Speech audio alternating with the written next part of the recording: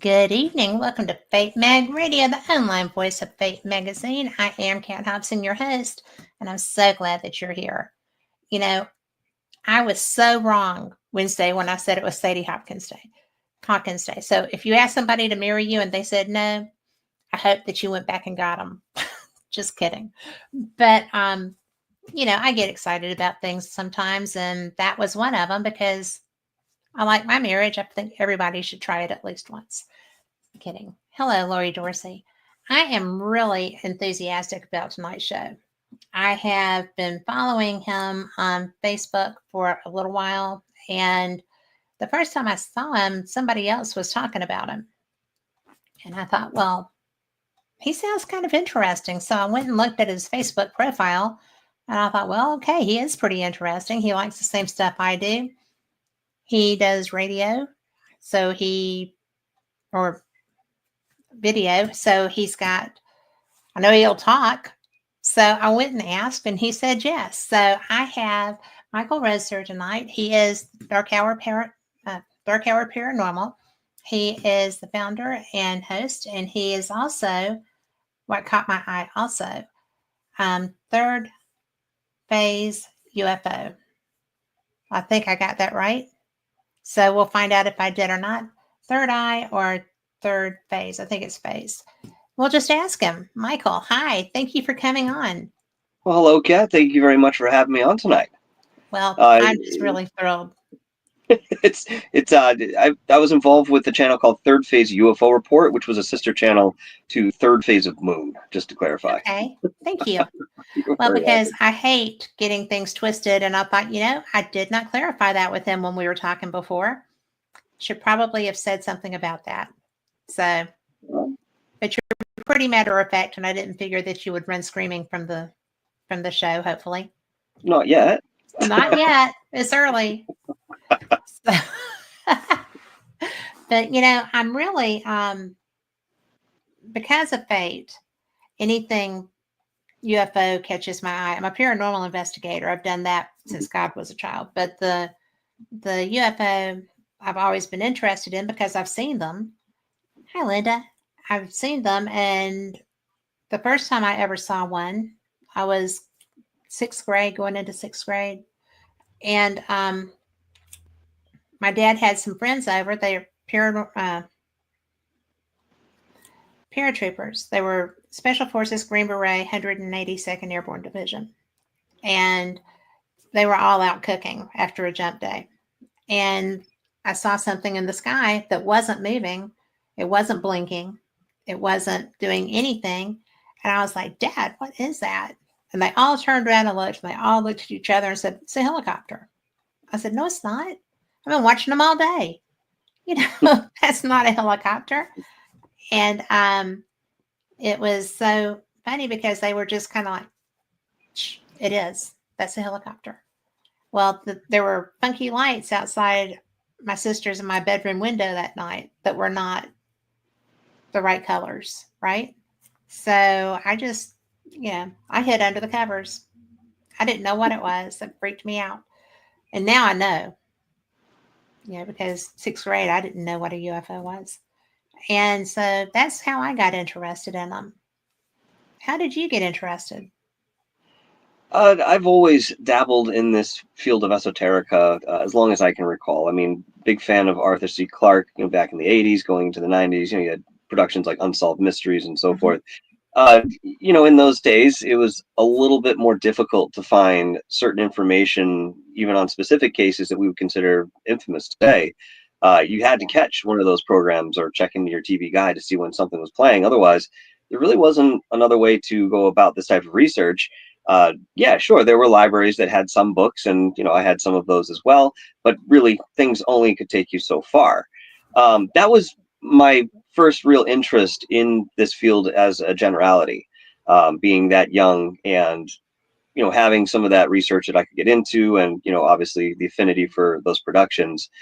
But I was having paranormal experiences, which I wasn't really aware that that's what it was until some years after the fact. Something as simple as, I was laying in bed one evening. I must have been about 7 or 8 years old, and my floor was the second level. and I happened to look out the window, and I saw something standing right at the window. It looked like a bear. It's the only way I could describe it. But this thing had to be floating in order to get up and sit by the window. And, of course, went downstairs and told my parents. They were, oh, it's just a bad dream, go back up to bed. But, some years later, I thought back to that certain retention that still sits with me now. And I look at it, it looks more like a Sasquatch face to me than a bear. But, even something as simple as that, I was having experiences, well off very young. That's interesting, because that's the one thing that I have not had show up and, in my wheelhouse. And I am so sorry. Somebody in Washington, D.C. is trying to get in touch with me, and I don't know who that would be. So no, not during I thought that was off. But when you said that you realized later, were you freaked out that there was a bear at your window at the time? At the time, yes, I was frightened. I mean, that would have been so disconcerting. Yeah, as a 7, 8-year-old child, with no real explanation. Yeah, it was definitely an experience that, again, I remember to this day. Well, what did you do? Did you hide under the covers? Did you scream for help? Did you? No, I just went and told my parents what I was seeing, and very matter-of-factly, I would say, looking back, I was looking for more of an explanation, but even more so that wasn't there watching me while I was trying to go to sleep. That was the most unsettling part. Yes. And there are people who have these type of experiences. Maybe it's not with a cryptid the way that I saw it. Perhaps it's with something extraterrestrial, something interdimensional, something that sits within that paranormal highway. They find it in their room at the edge of their bed, sitting on top of them in some cases. So, I mean, it's certainly not uncommon for people to have these type of experiences, but I find that when they occur at a younger age, they can be that much more impactful as you go forward. Well, I would agree with that. They can actually alter a lot of areas of our lives. I do this. Yeah, you do what you do. And it's interesting because anytime that I speak with someone, whether it's at a conference or, a public investigation or on the show, I'll ask, what brought you into either, ufology or the paranormal? They're both paranormal. But what specifically, why are you doing this? Why are you interested? And almost everybody has an experience. Almost everybody is at a younger age. They were exposed to it. Something happened in their home. They saw a dead grandmother walking across or a dead soldier walking across the hallway. I mean, it really sticks with you when it starts, especially at a young age, because I got told that wasn't real. And that's the go-to. Yeah. And, when I had my first ghost experience, I was 5th or sixth grade. And there was somebody and I shared a room with my sister, and there was somebody between our beds, and nobody lived there except our parents. And so that was like, and at that time, all but one of my grandparents was still alive, and I didn't recognize who that was. So that was kind of like, okay. And as I got older and I started seeing people doing this, research and investigation and just sharing, I was like, wow, there's people that'll talk about that, like you.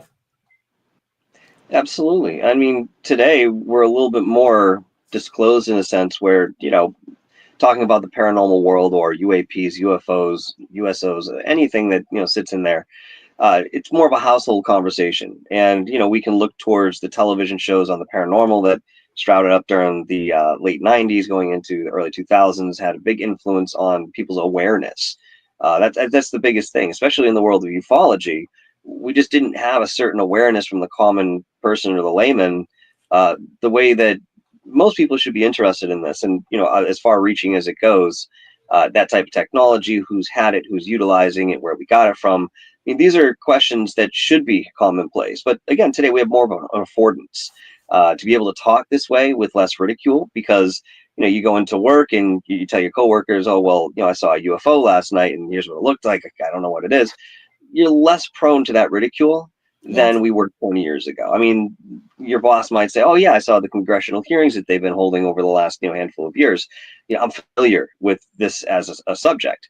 So we do have that in our back pocket, and it is progressive in that sense. So thankfully, we are still working on that line. Well, I have really been enjoying the interest that Congress has suddenly developed in the subject.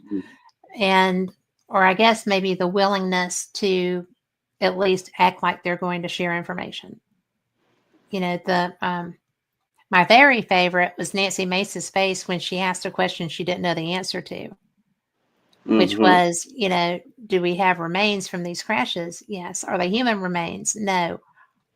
I mean, just don't ask a question if you don't know the answer. That's a really good rule of thumb. It's out there. I mean, you talk about Jaime Maussan and the mummies that he's got. What have we seen? Only a handful of those rolled out. Well, there's upwards of 25 left for people to see that they will eventually purportedly bring to the table. They won't let any scientists from America go in there and do the testing that's required. And I think that if we were allowed to do that, there would be a little bit more credence to what they are.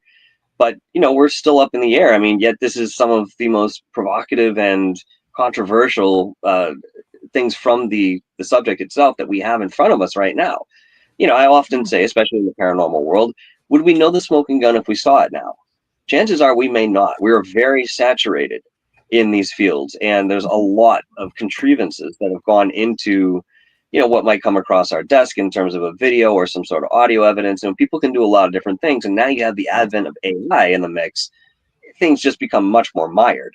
But that being said, we still have to do our due diligence in this research. And that's why, thinking about this with a critical mind is so important. And yes, you'll have the anecdotal right brain sort of thing going on as well.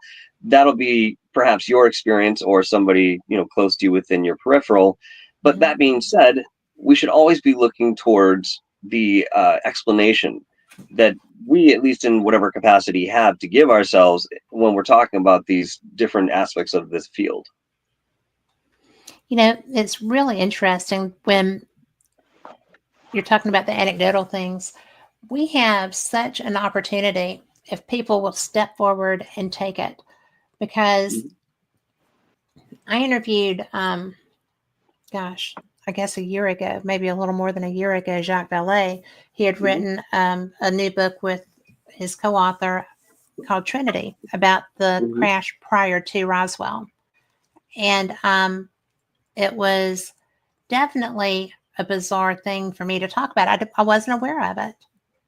And yet there had been a man that was reaching out to me whose last name was the same as one of the children who saw that crash. And he would never tell me what his background was. I was going to have him on, and I started asking questions, and he started pulling back, and I'm like, I need to know. I mean, I can't just bring you on if I don't know what your history is, because again, I did not recognize that name. And when I was reading Jacques' book, I was like, I'll be darned. There's that guy. That must have been his dad or his grandpa that, interacted with the being that had survived the crash. There were, I think, 3 of them, and that they all ultimately died. But it was a few days before the military showed up. And they only came because their telegraph tower had gone down. They couldn't communicate, so they had to follow the line to find where something was broken, and they found a UFO. Crashed with 2 dead bodies and 1 dying. So, and the kids watched from a hilltop. The reason they saw it was because they had snuck out on horses. I mean, to go out and do a sneaky horseback ride at night. So, things like that I love that, because it's always somebody that's just in a random spot that either they weren't supposed to be in or whatever. But, because those kids were out there on their horses and trying not to get in trouble, they watched the whole thing being very quiet to make sure nobody showed up. So, There's a couple different things you could think about this. I mean, it does seem like randomly they're in the right place, the right time, wrong place, wrong time, however you want to look at it. And yet we do understand from people who have interacted with extraterrestrials purportedly, or have continued contact in certain ways, that yeah. there's a very stark nonlinearity that goes into some of the existence of these beings that they encounter. And they probably know far more than we do in an intuitive sense, and know how to utilize that. It's become part of their natural course to whatever degree that body has the capability of doing so. It's been said in many different ways that if you've seen a UFO, there's like a 90% chance that you've been abducted before, you just don't recall. Again, this idea is that a lot of us are being utilized in that way, and this is something that's been going on for as long as anybody can remember. But that being said, you bring up certain names here and individuals that have had experiences so long ago. It's really important that we sit these folks down now to whatever degree they're willing to cooperate, because they're a dying breed. Calvin Parker, Yes. Travis Walton. I mean, these are famous cases that ufology will be talking about for the rest of time. I mean, it's the foundation of what we've had to work with since we've ever turned an eye to the sky this way.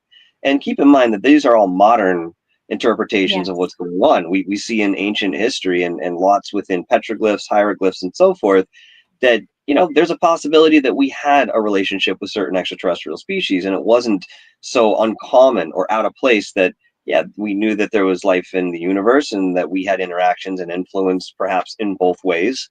So we're very much at the end of the Yuga cycle, which lasts about 26,000 years in certain terms.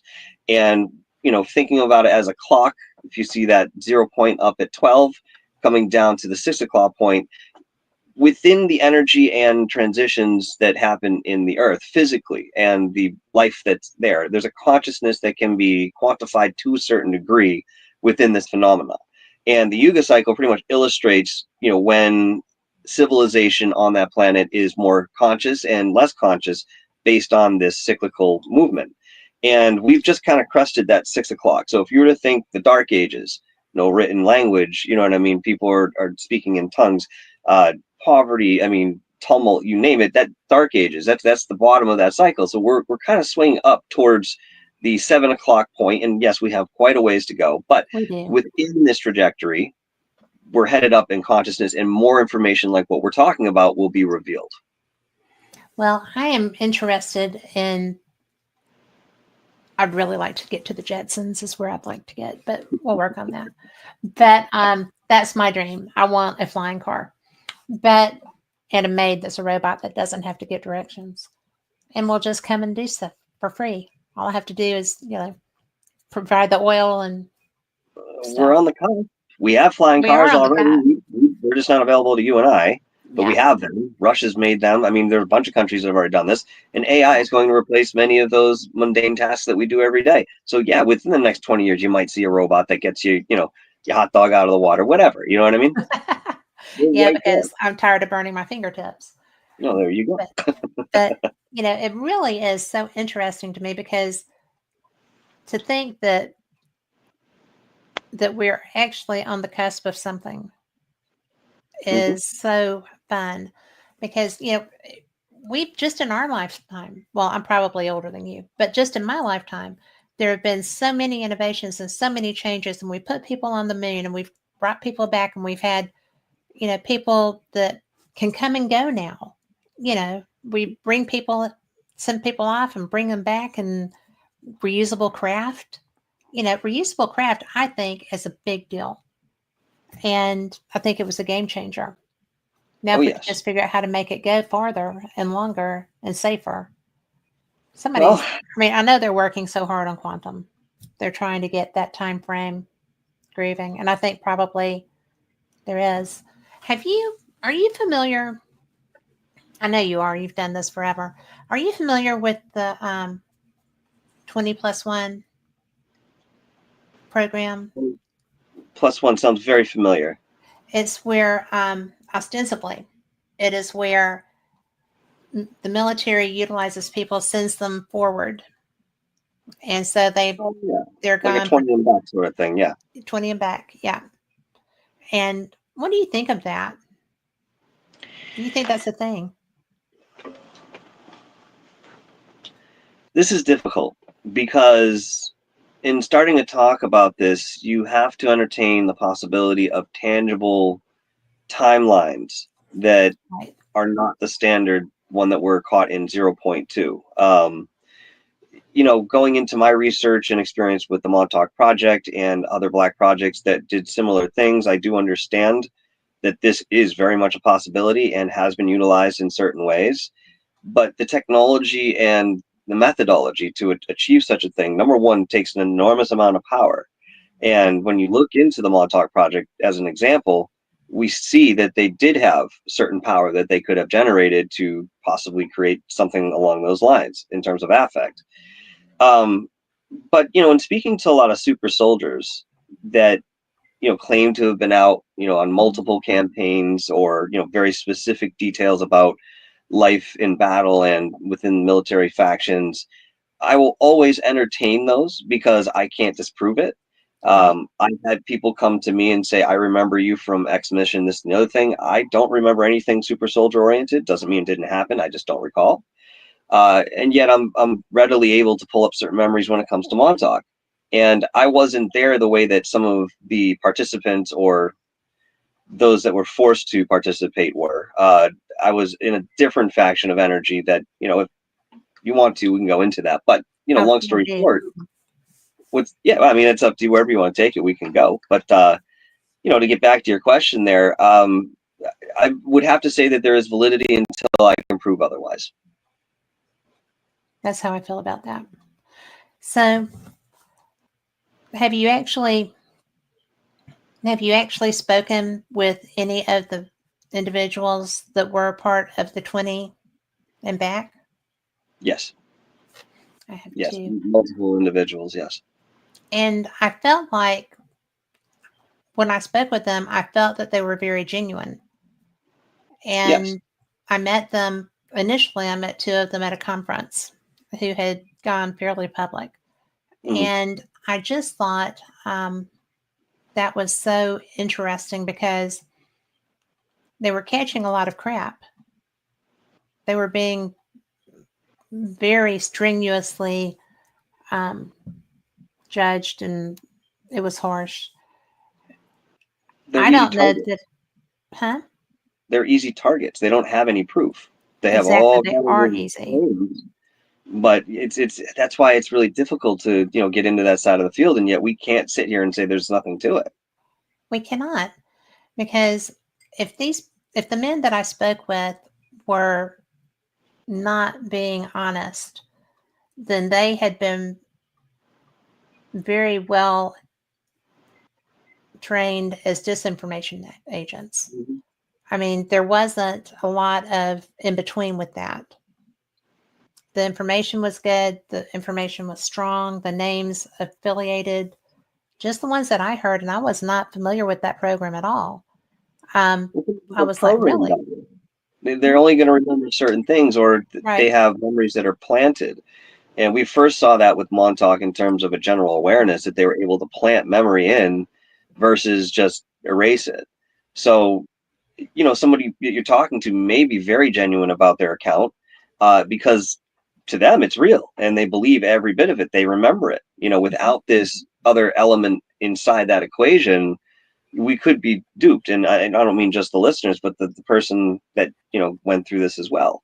Yes. So it's difficult because I have met people that I do believe had an experience that way. They have certain detail that I don't know really where they would have gotten that outside of some sort of military faction or discipline. And yeah, there are a few. I could sit here and tell you names right now. But that being said, on the opposite side of things, I have come across people who genuinely believe that they were XYZ and they weren't. And you have to keep mental acuity and stability in mind when you're speaking to individuals who have, such a fantastic story. I mean, it's not what anybody wants to do, but there are many cases that I've been in interviews and I have to ask the person, I say, do you use any drugs? And I don't mean that in any disrespect, but I need to know, are you on any sort of medication that could be causing XYZ in terms of your experience? So let's rule that out. That's really the idea. But when that element comes in, it may be a factor, it may not, but it's really dependent on the circumstance. Well, I actually have never asked someone that in an interview. That's a good question to have in your quiver. Yeah, I mean, Because, if it's necessary, well, were you involved in Montauk? energetically, I am connected to Montauk intimately. Some of these claims that I'll make, people can ask for substantiation. If you'd like to, talk to me outside of the show, I can give you as much as I've got. But the three whistleblowers, Al Balick, Duncan Cameron, and Preston Nichols, were all part of my soul family.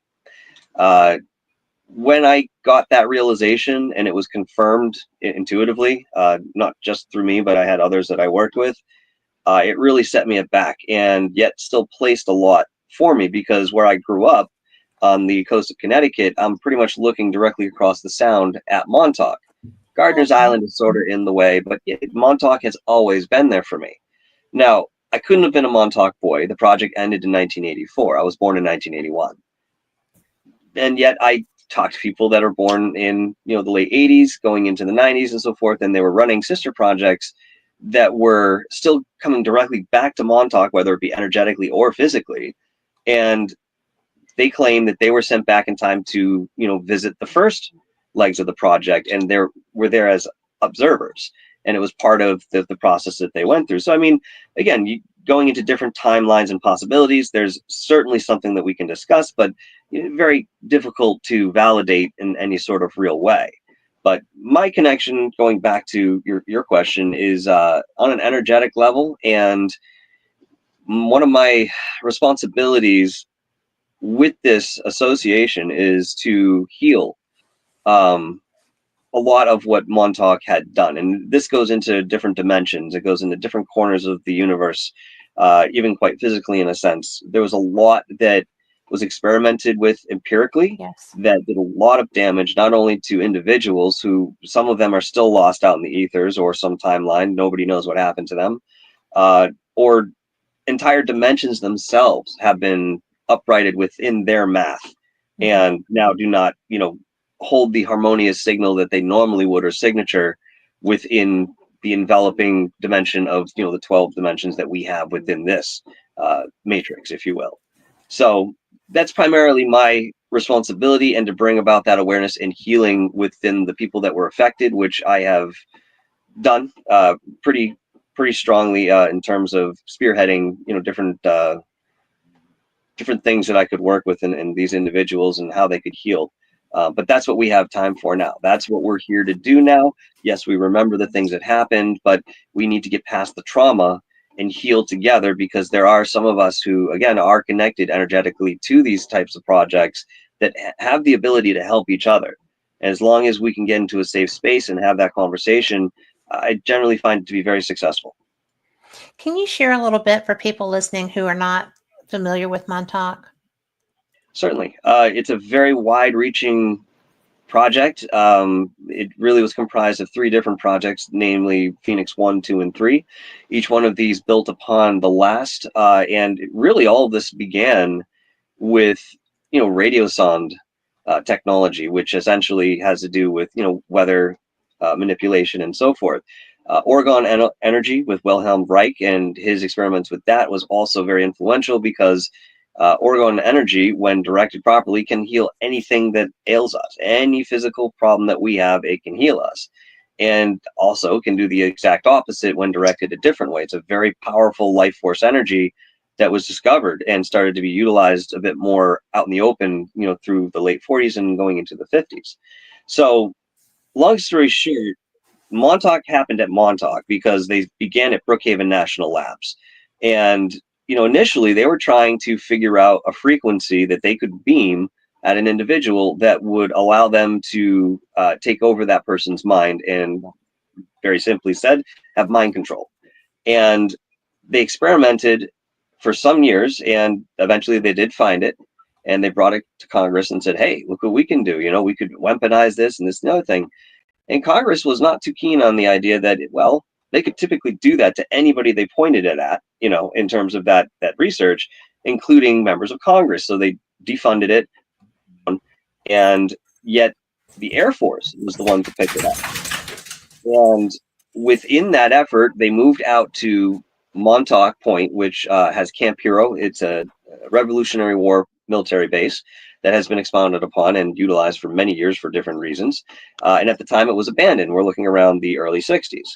And the draw there was that radar tower, which was one of, I think it was less than 10 in the world. The FPS Sage radar system. It's a very specific type of radar system that, again, could be utilized when they start working with different frequencies outside of what it was designed for. It actually sits in a band of frequencies that encompasses the frequency that they had found for mind control. If you guys want to know what that frequency is, it's out there. You can find it, but I'm not going to mention the exact measurement of hertz over the air here, but it is out there if you're interested in going into that science, because there's something behind it that's also expressed that I'm not going to go into at the moment. So from there, they expounded upon the mind control, which led them into discovering that with enough power, they could actually start opening up portals to different dimensions. So they would just be throwing people into these things to see what would happen. If they came back, if they didn't matter. It's empirical. Get somebody else. Oh, this one died. Get them out of here. Get another one in. Very soulless. And yet, of course, our government would never be involved with that, right? What's that? I said, of course, our government would never have that inclination at all. Yeah, of course, right? But the funny thing was, the traditional government that we were familiar with was not entirely aware of what they were doing. And if you watch my documentary, the second one I did on Montauk, called "The Time Is Now: Lost Souls of Montauk," it opens up with John D'Souza, who is responsible for the X-Files. He was the one who had the real files, and that was. And when he read his first book, we became friends, and we've been friends for a long time now. It's fascinating to me. But I digress. No, but I do know who you're talking about in his place.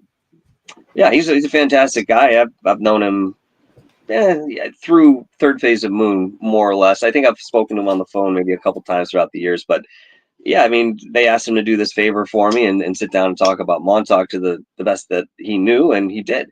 But again, here's a guy who was in those military factions, and he had the ear on that, people were doing stuff down there, and he could hear some of those details of time travel and going into super soldiers, which was like the latter part of that program. They kind of figured out how to make that work. But, let's just put it this way. If I were to sum it up, it was a manipulation of time, space, and energy with a focus on mind control and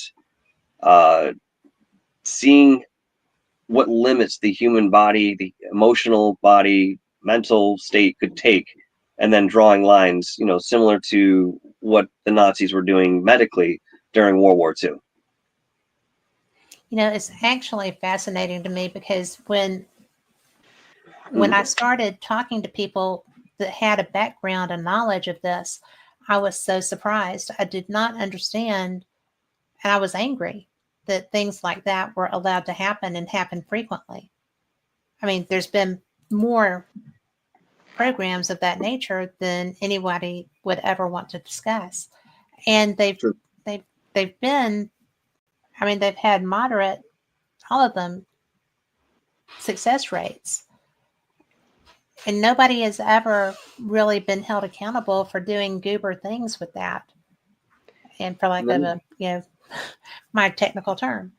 But it's really horrific what happens under the guise of improving things and under the guise of science. We just had a large part of the world population wiped out by a virus that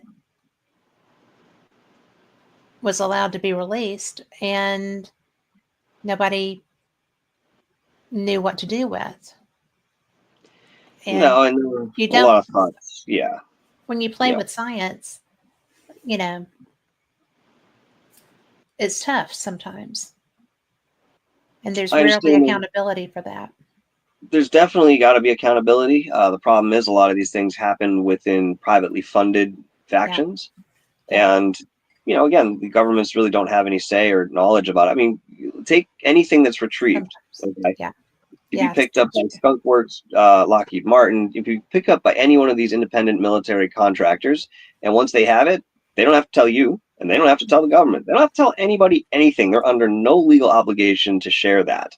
So when you have that type of isolation and um, succession, you know what I mean? We're going to come into some hiccups here in terms of how we get certain information or what's being released to us, what we're allowed to know.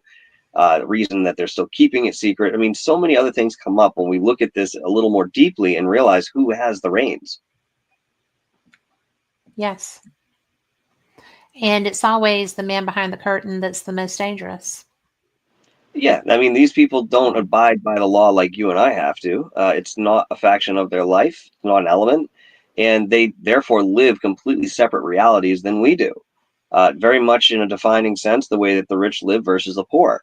I mean, it's that great of a gap in terms of what they know and utilize versus what we do.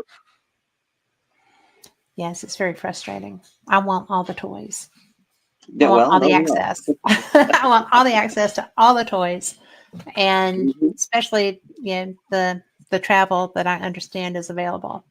So I think that would be just fantastic.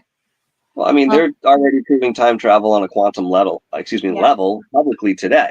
So yes, the next thing will come out and roll out. I mean, we're so far behind in what we have for knowledge. I've had, people tell me that we're well beyond what you can imagine in terms of the technology we have. And I said, wait a minute, I can imagine time travel. I can exactly. imagine teleportation. I can imagine a lot of different things. You're saying we're beyond that. And that person told me, who was higher up in the echelon of the Air Force, yeah, that's where we're at. He goes, any of those things that you can think of, the Star Wars and Star Trek, all that stuff conceptually, it's all been done. I said, you got to be kidding me. So there's something happening behind the scenes somehow. And of course, one must sit back and wonder, how would you hide something along those lines? A project that's so massive and dumping money into this, there are resources that need to be tapped into. Um, there's got to be a paper trail somewhere. And even in Montauk, we found those paper trails. We found receipts and logging files and documents that show, when food was delivered to the base. And we knew that during that time, there were only supposed to be X number of people there, yet you're buying food for thousands of people. I mean, these little Yeah. inconsistencies and incongruities go a long way when you start really looking into this stuff. Well, I mean, you don't really think they paid $25,000 for a hammer. What's that So now? I said, you don't really think they paid $25,000 for a hammer, do you now? Of course 10,000 not. for a toilet? Yeah. So that's my favorite movie ever. Mm-hmm. But how did you get access to go and do that research at Montauk? I had the inclination to go out there at some point. I'd been thinking about it for years and not sure why it took me so long, but there was a draw that I had on a very intuitive level to the point where it was uncomfortable. Like I had to go there. And through some of my networks, I was speaking to an individual by the name of Long Island Bigfoot, fantastic guy who's out in Long Island, clearly. And he said, I have this other guy that has been very involved in Montauk, been researching it for almost 40 years. I mean, boots on the ground research, working on putting all this stuff together, evidence wise, and so forth. So his name is Brian Minnick. I said, wow, that name sounds really familiar. Not realizing that I had already seen him on the Dark Files with Christopher Garantano, just didn't know it was him.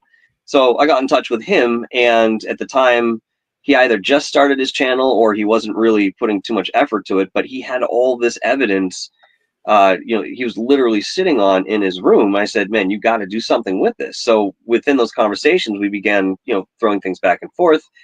And I said, look, I want to do a documentary on Montauk. Um, we knew Peter Moon quite well. In fact, Brian's better friends with Peter than I am. But I said, if we could get Peter to come down to Montauk with us, I mean, again, these people are aging very rapidly. There's not going to be many chances left. Peter's a busy guy anyway, but he was able to accommodate that, and he came out and we ended up, filming over the course of 3 or 4 days. And that was the first documentary that I had put out on that. But yeah, with my relationship with Brian, we realized how much of a passion we had for the truth that was very much wrapped up in a lot of disinformation, legend, and lore. And yet Brian had been going to this base collecting physical pieces of it since the 90s, early 90s. And nobody else out there has done research like that on Montauk or Camp Hero. So it was a natural fit for the both of us. And then, Michael, who is Long Island Bigfoot, has always had his own interest, but it doesn't go as deep as, what Brian and I are trying to accomplish. But he always comes on and enjoys the trips out there with us. But, it's nice to be out there. And yeah, the area feels very strange. And if you know more about what occurred there, sometimes it lets your mind run a little bit. But there's a lot of history that goes into Montauk, and there's a reason that it is what it is in terms of a focus. I mean, just to say, for example, Pharaoh, the name Pharaoh, the surname, which we associate with Egypt, is only found in one other place in the world in our history, and that is in Long Island. Yeah. Okay. People say, well, why? What's the connection? Not realizing that when Pangea was around, Long Island was snuggled nice and tight right there with Egypt. It's literally the same Earth that Egypt is.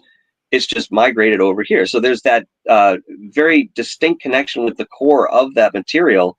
And then the cultures are also in that mix as well.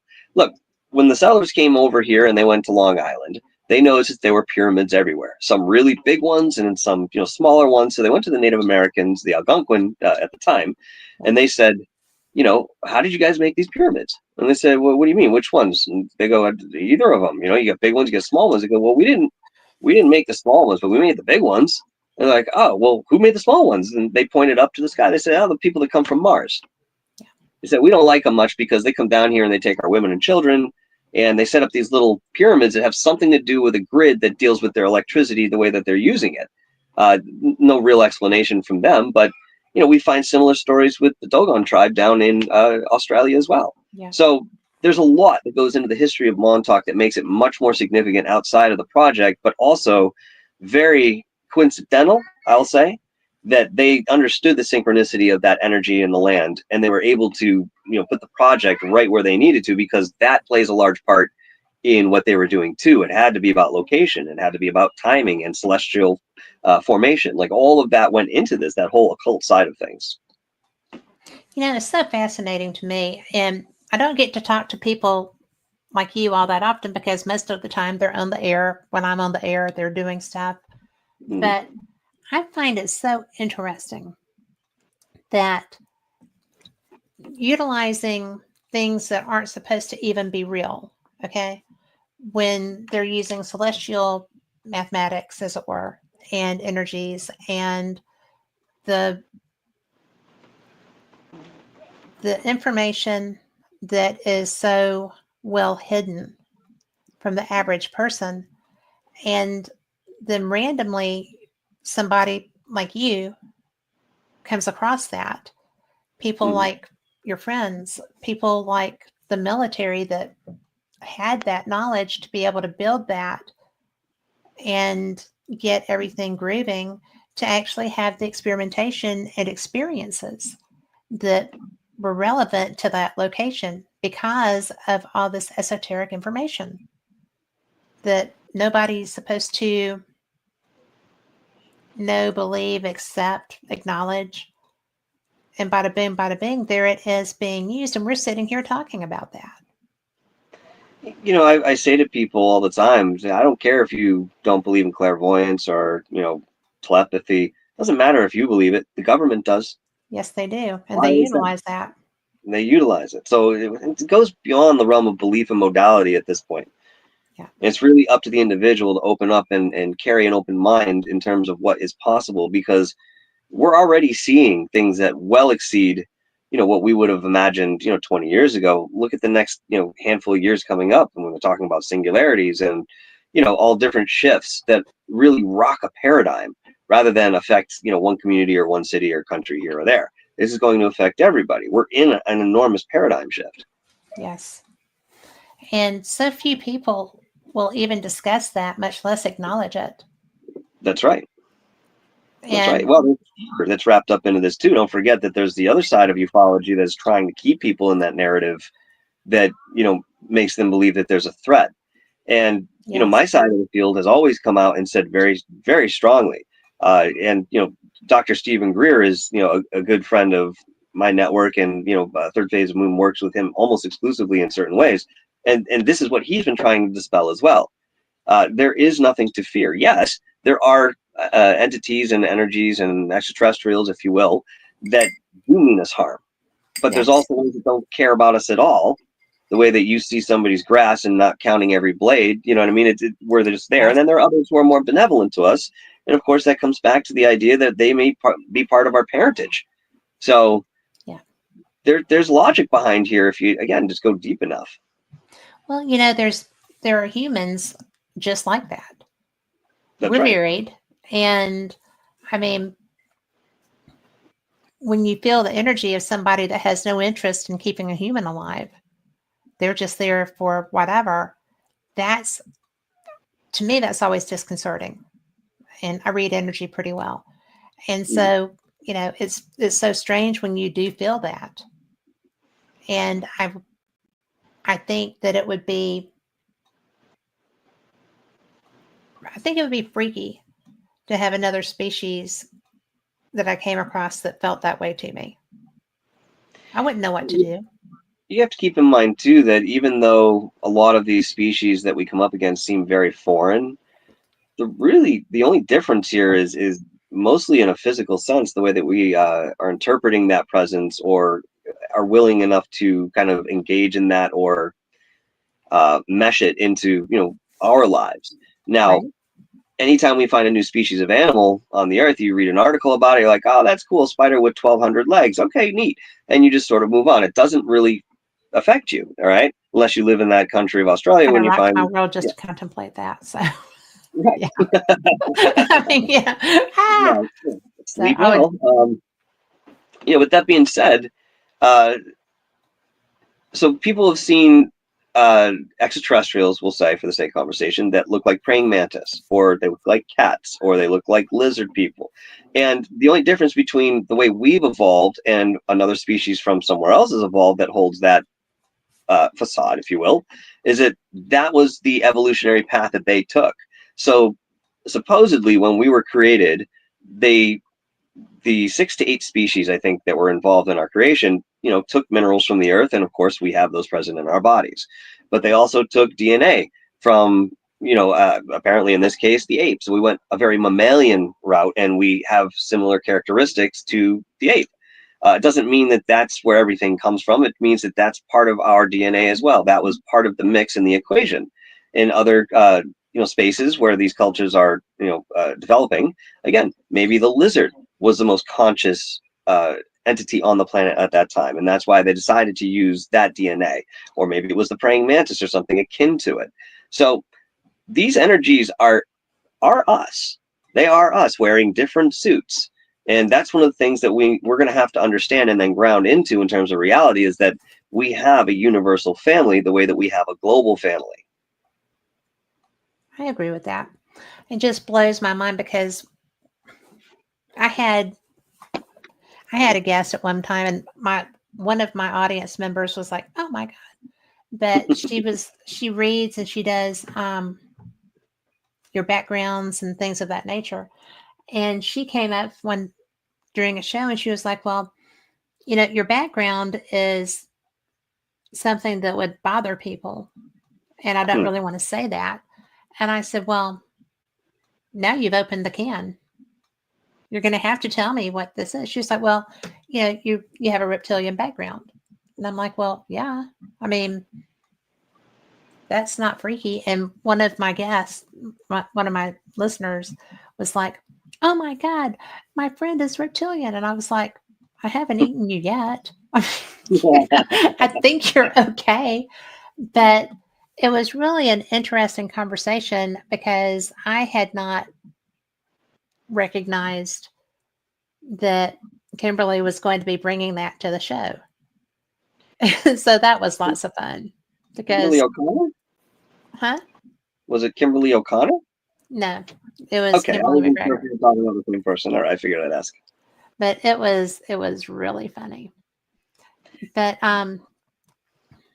we have a question for you in chat. Are Mhm. you up for it? We'll have to come back to this topic. As a kid, did you ever play or make a game called Buckets of Blood? What's it called? Buckets o' Blood. No, I can't say I did. Okay. Sorry. Then I don't know what that question was for. But it was from Linda Judd, who said that you've been on with her. So that was, I just figured that it was something from that show. So I on don't Dark Horse honestly. Paranormal. I don't remember. I mean, I remember Dark Horse Paranormal. That was we'd had a fantastic time. But unless I'm given a little bit of detail, I've been doing this so long. I don't really remember what show they've been on. I'm sorry. That's fine. I remember Dark Horse Paranormal. I absolutely remember those. Yeah. So now we're going to have to find out what Buckets of Blood is. So she's going to have to put a dissertation in the chat room. Okay. So, well, Waiting the day to death. we'll be waiting. We'll be reading it out loud, Linda. Go ahead. But why is this something that you have? Because you're very involved. You work with Stephen. You'd work with so many people that are, I think, really interesting humans in this field. What made you feel so strongly that this was the way that you wanted to go? I mean, the CE5, I love that. In fact, my guest next week is Costa Macraeus, who is very involved in that. And so that's not something that people take lightly. And I assume that you don't either in your work with that. That's correct. How did you get so involved with Stephen and get all of this stuff grieving? A lot of it has to do with timing and just people that I've met along the way. In going from radio to YouTube was not something I had intended to do. But I was told at a certain point by an individual that this is where things were going and that you kind of have to. I'm like, heck, being old school, I want to stay on radio. That's what I'm familiar with. But I eventually, found my way in that and became natural. But it all kind of started, I think it was like my third or fourth show that I was doing. I was at my house and I went into the kitchen to wash my hands. I'm trying to think, what show I should do, who I should do it on. And I looked over at the soap and it was Meyer's soap or whatever. I'm like, oh, Billy Meyer. Let's do a show on Billy Meyer, right? So old case, but I'm still cutting my teeth on YouTube, so that's fine. So I get on there and I absolutely talk terribly about Billy. And I was like, yeah, look at this photo. He's holding a string over here, blah, blah, blah. I'm just going off, right? I don't really think many people are listening to me at this point because I'm a new channel. I don't have many subscribers. And sure enough, Michael Horn, the English-speaking ambassador for Billy Meyer, found me and listened to the show. Well, I got a very comprehensive email that I will only say left me with an earful, and that if I wanted to know the truth, I was to contact him. And I said, all right, fine. So I started talking to higher caliber guests, I would say, early on, because this was sort of something that gravitated towards what I was doing. And yes, COVID, again, going into the timing, that did play a part in what people were able to do in terms of availability. Right. So in going through this, I ended up meeting a very, very close friend of mine today. His name is Rich Giordano from the channel Goof On. And, this guy has over 10,000 hours of watching the sky. He's very versed in ufology. It's what he's always done. So we very quickly became friends. And it's around the same time, he started working with ThirdPhase of Moon. And, that seemed like his gig at the time. And I'm kind of sitting back peripherally. I'm like, okay, cool. And very slowly, ThirdPhase of Moon kind of wheedled their way into my life. And it was one evening that, Rich says to me, he says, listen, I'm going to call you after, the show tonight, and ThirdPhase wants to talk to you. And I said, oh, wow. Okay. So I get on the phone with them and they asked me to be a panel member and, attain certain responsibilities within their productions and, maybe even travel at certain points and help with the documentaries and all that. Yes, I'm absolutely flattered to do this. So we ended up cultivating a friendship very early on, which put me into contact with other folks, including Stephen Greer, who I have not actually met in person yet. It's been a very peripheral relationship I've had with Stephen, working very much with, ThirdPhase of Moon. I've done various jobs behind the scenes that involve him as an individual, but he's also somebody who's really difficult to have him sit down for a minute. So I mean, the fact that ThirdPhase That's has cut true. 4 or 5 documentaries, featuring him, has really been something that nobody else has really done before. So yeah, again, just to answer your question there, it's a lot about the networking that I've done and the relationships that I have developed that have led me in different directions in getting to know certain people that I may not have the opportunity to know, otherwise. Yeah. I think that what he does is so important because being able to bring acknowledgement and experience to the general public is what's going to move this field. Mm-hmm. And I think that's so cool. So I have, I'm a deck sitter, a hammock layer. I have dogs. I'm outside all the time. Mm-hmm. And I have a really good area of clear sky. And it's amazing what you see if you're just, sitting outside.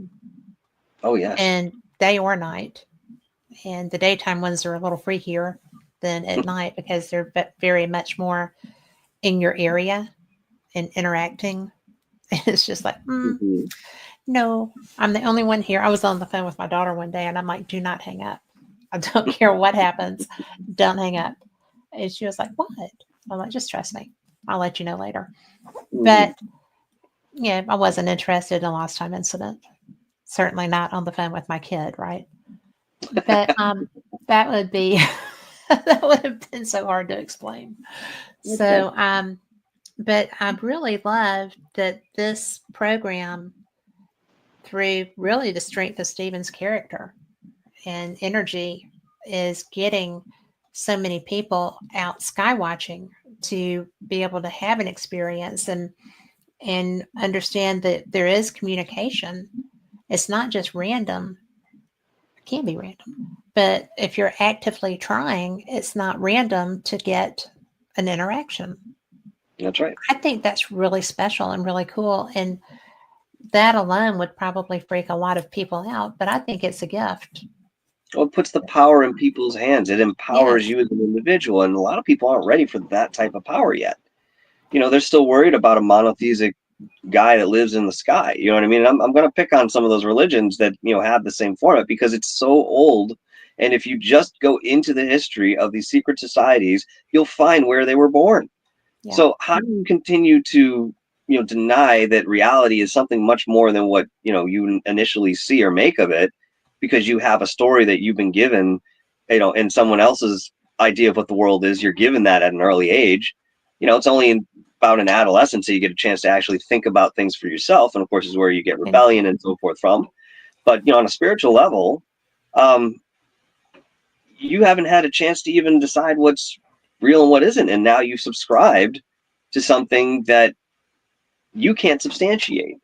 Look, Yeah. When people say I feel Jesus, or I'm feeling the Virgin Mary, sure, I believe that that's happening, but it's the verbiage that you're using which is disengaging to certain people. And for what we're doing moving forward, people are free to keep that religious modality, whatever it may be, if what they're comfortable with. But they have to go into this understanding that, if we do meet on a larger level, an extraterrestrial species, or even something that's terrestrial living in the earth and, now comes up, but looks like it's an extraterrestrial, there's going to have to be an adjustment for that. And they will have to augment that truth within what they believe. But again, in doing that, you have to understand that the truth is more fluid than not. So, things can change. Are we ready for that change? Whether a lot of people say that we are, and people like you and myself, Kat, we certainly are. But it's also our job in what we're doing to very gently introduce what may come up sooner than later to audiences that don't necessarily have that perception. Well, I'm more geared towards coming out of the sky than coming up out of the ground. It's both. Honestly, we've got I know them it here. is both. I know it's both. But people want to make it one or the other. And I'm like, no, it's both. Well, I mean, because look how many of us there are, and how many different ways we look. I mean, it's not unrealistic to think that everything is likely to change pretty quickly with just one introduction. Well, I mean, the thing is, too, I went to Belize few years ago with the company RKOX that I founded with Jared Murphy, and we were given exclusive access to a site that most other people, including government officials, are not allowed to go on. It's privately owned. It's the only one in the country by a Mayan culture. And it was only then when I got there and we went up into the woods and we started seeing the caves that I realized that the Mayans, by and large, lived in caves. Mm-hmm. They lived underground. So, if we can do it and we've done it as a populace, Well, I then mean, why we wouldn't have, something yeah. do it? Yeah. I just think that, and it's just going back to old episodes of Fate or old, what are those, the Fright Night movies or whatever, Mhm. that I'm okay with that. I'm not okay with a burrowing kind of looking humanoid creature. And I don't know why. Some things I'm fine with, some things not so much. And I'm not afraid of really meeting anybody. I would like that opportunity.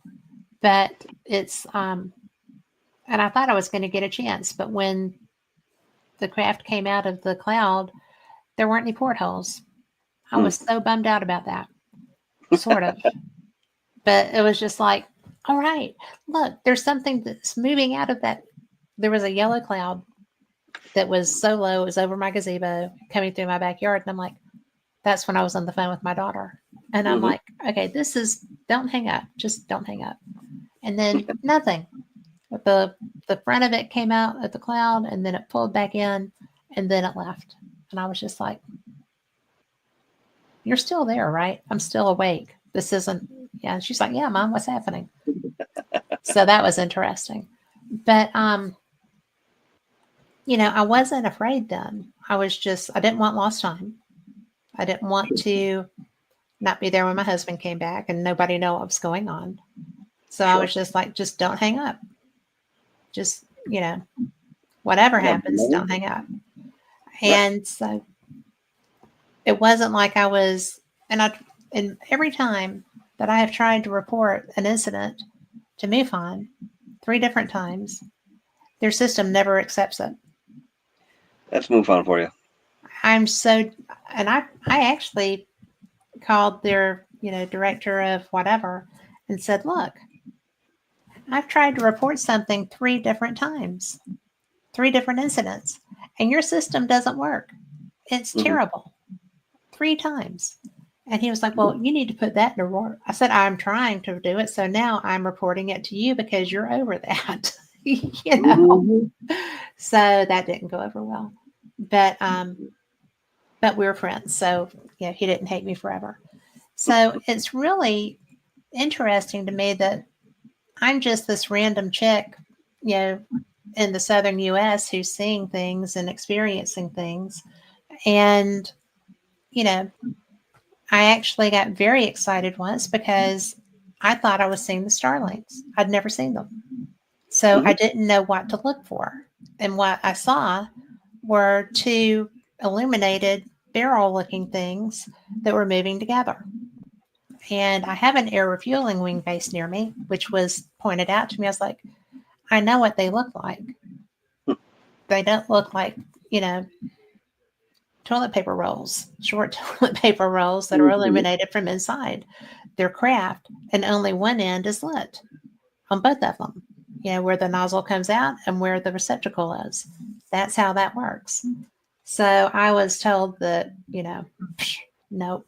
And a MUFON expert told somebody in front of me when they saw it that, oh, well, that's Starlink. So that's why I was excited thinking it was Starlink. So, Usually there's they're string of lights. Well, I've seen them now. I mean, I was, Mark D'Antonio was doing a thing at Contact in the Desert with the, Skywatch, which is his bag. And he's very good at it. I didn't mean to sound derogatory. I think he's brilliant. But I got to see them. And so now I know what I'm looking for. or what I'm seeing when I see them. But it was so, I mean, I was so excited thinking that was Starlink because that's what he told that guy in Phoenix. Mhm. And I was like, all right, this is so exciting. So, I'm really looking forward to an opportunity maybe to get to meet someone because I've come so close, but to my knowledge, I haven't. Out of all the experiences I've had, I can say that I don't have one in recollection where I came into direct contact with an extraterrestrial up until recently. Um, so I did an interview with Dr. Jonathan Reed about a month or so ago. Maybe it was almost 2 months now, about a month and a half. And one of the things that he told me off screen was that occasionally people that interview him get a visit from his alien friend Freddie. And I said, all right, that's fine. I'm okay with that. Cool. And it was just sort of a warning. And I'm like, all right, yeah, no problem. And we continued on, talking about something else. And sure enough, there was a night where I was playing some mini golf on my Oculus with a friend of mine, and I finished up. And as I put the Oculus down, I turned around and I saw, for just a brief moment, uh, what looked to be some type of extraterrestrial sitting in my chair, and then to the left of him were three other beings that looked like ribbons of light. So they Oh, didn't how look anything cool. like him, but they were with him. And as I kind of gathered my senses for that half second that I saw them physically, I realized that I was having a conversation with them that was deeply involved. And it had something to do with spirituality, and that the conversation was now over. And whoop, that was it. They all just disappeared in front of my eyes. Oh, And I wow. stood there scratching my head saying, wait a minute, did I just see what I think I saw? And I'm trying to feel this out. And as I talked to a friend about it afterwards, he says, did you feel threatened? I'm like, no, they felt like friends. There was everything natural in between us, but apparently while I was playing Oculus, going into these other timelines and Right. thoughts, right, I was having a conversation with this one and whatever those three were over there. So that's the only time I've actually had that experience. I have yet to tell Jonathan. I have him coming on again on Tuesday night, so I'll be speaking with him off camera about that. I'll be Um, listening. yeah, I'll be curious to see if there's any sort of corroboration in the visits that he gets. But yeah, outside of that, I've never really had an experience. I mean, I've seen UFOs. I've seen the traditional Bob Lazar sports model. When I was 19, I saw that. Yeah. Then I saw a PR3B when I was in my mid 20s. Um, but yeah, nothing in terms of real interaction with a biological entity. Well, you're the only person I have spoken with who has seen the light beings. I think that's interesting. I didn't know what to make of them. And even today, if I were to sit down and draw them, there was something very etheric about their makeup, wherein I knew that they were there, they were utilizing the space that they were in, and yet they weren't.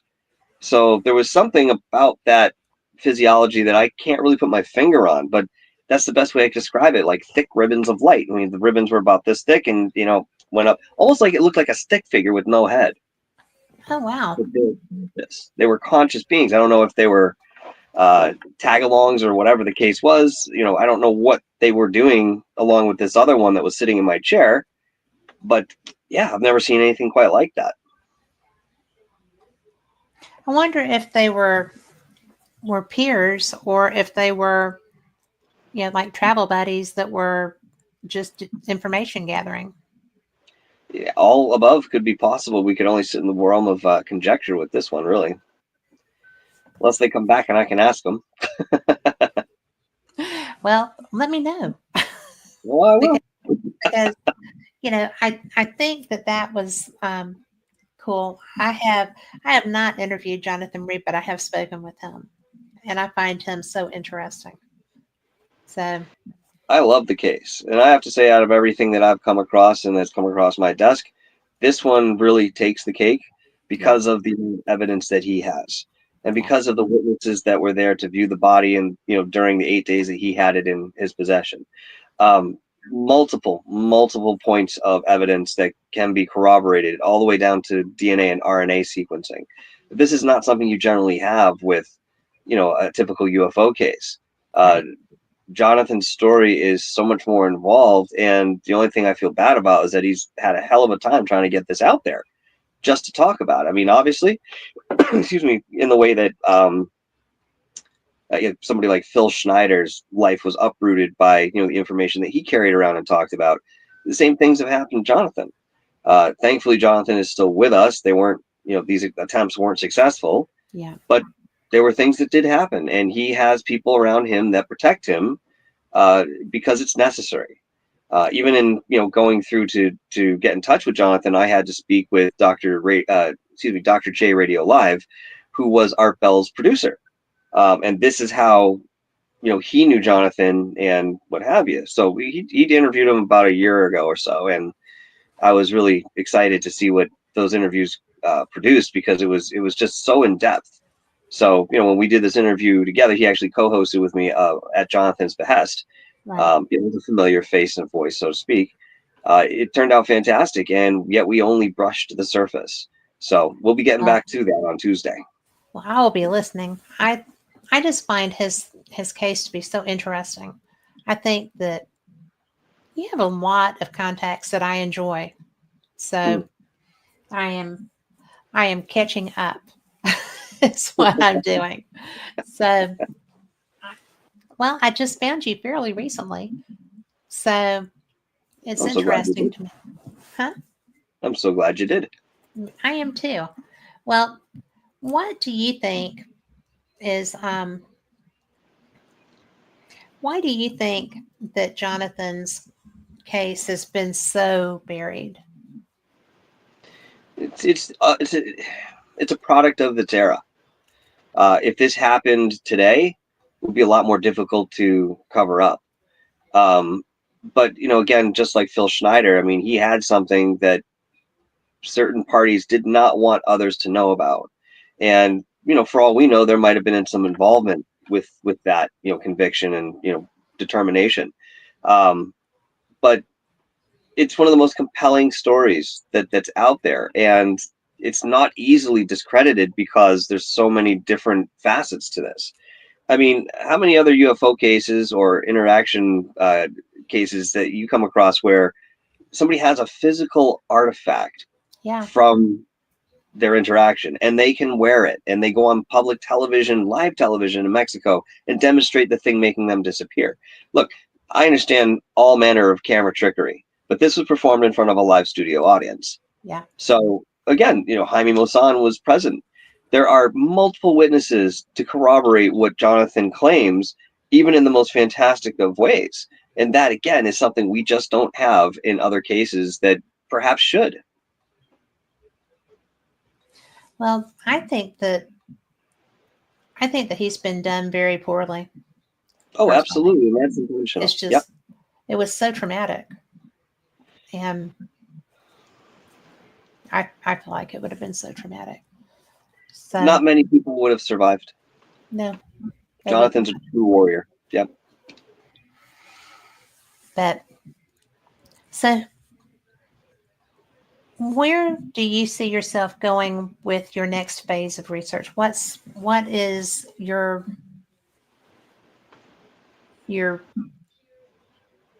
passion right now? I suppose the answer to that question is sort of reflected in what I'm currently involved in. I'm working on a book that is directly focused on my paranormal experiences, theory, and certain factions of the paranormal world I think need to be spoken about in certain opinion.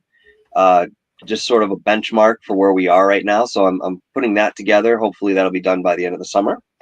I'm also working on another Montauk documentary. This will be the third in the trilogy, and for the foreseeable future, probably the last of this type. I mean, I will continue to research with Montauk, but I'm going to be a little bit more niche when going into certain areas of that subject after this documentary. But in that we have some pretty interesting things to discuss and present, going from the reel-to-reel tape that we had found on our first initial jaunt out to Camp Hero, which we have had analyzed, and I have lots of thoughts on that. all the way to an individual that we met in Camp Hero who was a native of that area and remembers all the stories going throughout the 70s specifically that talked about, kids being taken over to the camp and what they were doing there and so forth. I was with Brian when we met him, and he said, were you guys part of the group that pulled out the chair from the underground? And Brian and I looked at each other and said, wait a minute, what do you mean? What chair? He goes, oh yeah, the psychic chair that they were using. And I said, yeah, we know of it, but as far as we know, nobody's seen it. He goes, oh yeah, my daughter's got a picture of it. They pulled it up from the underground. I said, we need to speak to her. So there are some leads Wow. that we have that would just be incredible and blow a lot of things out of the water that, the last generation that brought this to light was not able to produce. So working on that steadily. I'm also putting together a Bigfoot documentary with Long Island Bigfoot. Began filming that about 1.5 years ago, and that should be out, if all goes well, by the end of the summer. But that's a very curious foray into not just your traditional idea of what a cryptid is, but more so how we connect with those cryptids when we put ourselves in their environment. Mike is somebody who is a Reiki master and turns on that Reiki before he walks into a forest. And this guy has animals gravitate towards him like he's made of sausage. He went out into the woods the other day and this little raccoon's following him around. Doesn't seem to be sick, ill, anything like no rabies, none of that. He's an animal whisperer, and he does the same thing. And a lot of times his analysis is more right-brained. Although I've been standing in the woods with him and he shows me something, a little face over in the bushes, and I'm like looking over towards it. I'm like, is that the leaf? Is that pareidolia? And then immediately I see it just fade in front of me and realize that was a space that something just occupied. Yeah. So I've seen it with my own eyes. So I want to bring that to the audiences and give a little bit of a different angle in terms of the staunch scientific community, which we will touch upon, but we won't stay focused within that domain. We're going to go more into the peripheral analysis and anecdotal analysis of what cryptids are. So, those things are, for the moment, keeping me busy. I don't think you have any trouble staying busy. The Paracons I'm doing this year, yeah. So yeah, because I don't think you have trouble staying busy. Well, when you start doing your work with Long Island Bigfoot, we have things happening here in Alabama, and there's some serious research going on around the state relevant to just really strong anomalies. And then there's a lot of Bigfooters who are interesting to talk to here too. I have not gone on a Bigfoot expedition per se. It's not something that I've ever felt pulled to do, but I'm so curious. Have you had many cryptid experiences?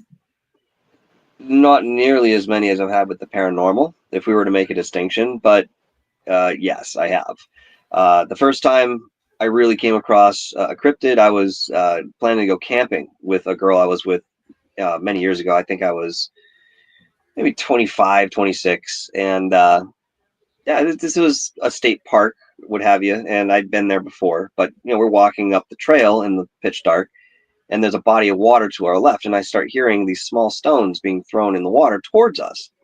So we stop.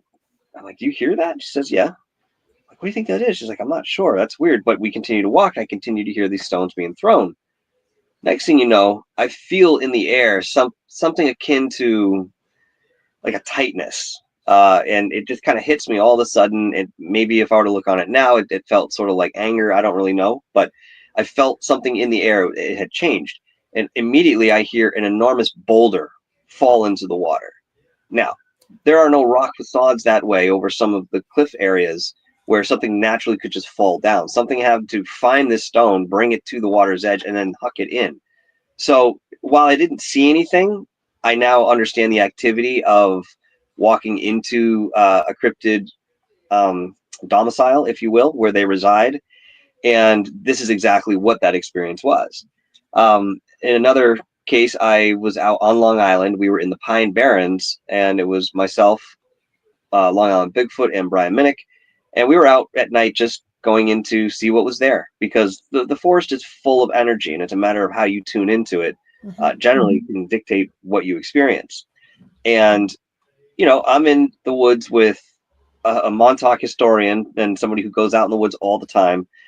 Mike is a retired military guy. I mean, he has bearings like you wouldn't believe, and we get lost. We're in the woods, we're lost. It's pitch dark out. We don't know where we are.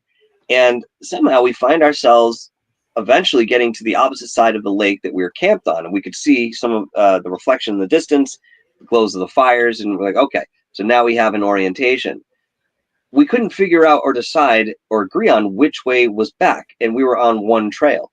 So there was a disorientation that was happening. And this was the initial onset of what was to come. So we just make a decision and we start heading back on the trail.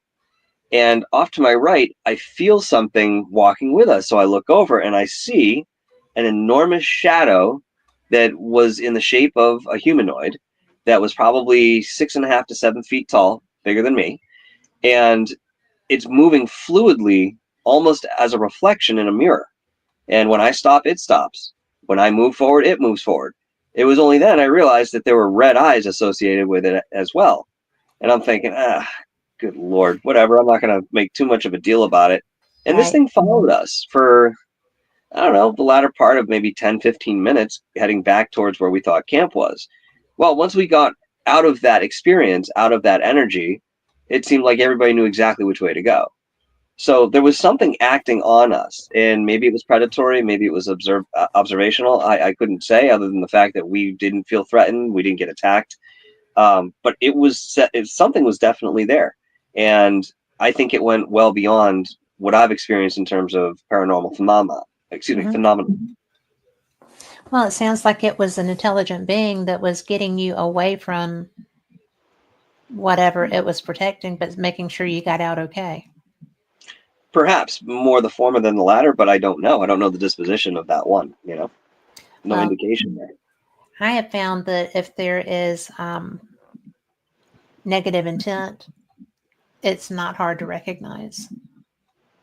And it doesn't sound like that was going on. It sounds more like, oh, no, you're far enough. We're going to get you that way. We're going that way. And I've had that happen too. That's the case. I mean, I can't say it was helpful. I didn't really feel anything in terms of that direction. It was only the absence of that entity wherein we kind of figured out where we were going. But certainly I think we wandered into an area that we were not welcome in. And perhaps, this was one that was surveying, how far we might be going, or, trying to figure out our intention being there. It's possible. I mean, sometimes these things do mask their true intention, and you see them as one thing and then realize very quickly that that's not what it was, what it is. Yeah. But depends on the circumstance, really, and the energy that you're up against. Is this elemental, or is this something more developed in terms of consciousness? You kind of have to ask yourself when you come up against something like that in the field. How do you ascertain or differentiate between energies, I guess, for lack of a better term? How do you read them? Depends on the format, and what I mean by that is, there's a difference between channeling through a clairvoyant sense and having somebody come in versus something that's in your natural environment. Many cases, it's very difficult to make that assertion. You kind of have to just go on the merit that there's something there, and in a scientific way, kind of analyze and describe what it is based on its behavior, and then find patterns in more historical experiences or cases that may mimic or be familiar to give some sort of name to whatever you're working with. In most cases, you don't get that. I can tell you if an energy is acting benevolent or malevolent, but I can't necessarily always tell you who that person was, because they may lie too, or they may project themselves to be something that they're not. Especially when you go into these non-human consciousness, these entities, they embody something much different than what we're aware of or what we live in terms of familiarity. And it's very easy for them to manipulate people, especially in a weakened state, or perhaps, God forbid, a child. I've seen many cases where that was what was happening. And, just like, for example, Annabelle the doll, very famous case, the homeowners thought that they were talking to a little girl. And, whatever validity is actually, with that. And unfortunately, we have to look at the Warrens cases with a huge grain of salt these days. The pattern is still there. You have something come in, it seems to be something that wants to be a part of, the family, the energy. It's at very least benign. In better, senses, there's an ambivalence. And then you come to find out that that was just a way to get in, just a way to get you. And it seems that when that is the goal, they're very good at that. I mean, they're first. What they do. Yeah. And have you been fooled? Yes. In different ways, believe it or not. I can tell you that in my experiences, I've had 2 non-human entities follow me home. Both of them lasted for about 3 months independently of each other. Even though they were sort of consecutive, they were separated by about 6 to 7 months. And the first entity I was aware of. I knew that it was on the grounds. I was told by another investigator not to go to a specific area because this thing would latch on, and he had to get rid of it off of another investigator some 8 months prior to me going out there, and just, to play it safe, don't go over there. So fine. I mean, I was filming a pilot for a television show at the time, and there was enough for us to work within the acreage that I didn't necessarily have to go over to the area that he was mentioning. So I went out to this location, did the investigation. I had 2 guys with me, and this thing came to us. And I'm not going to sit here and tell you that it didn't have anything to do with me or certain provocation. There was a point where I started getting frustrated, and I don't know why, because that's not typical of being on an investigation. I generally am very patient. If you're not getting any results, that's fine. We do something else, try it again, whatever. You just accept what you get. But for some reason, I started getting frustrated that evening, and I attributed to that one's energy that eventually came in full force. And I was in a root cellar. And there's one small opening, the doorway, where I could see the lights from the city in the horizon, but that's the only light that's available to me. But that being said, if somebody were to come in, I can see their shadow, against the background, and I can make out, that outline. Okay. So when this thing came in, it punched in through and went right behind me. It stood behind me screaming.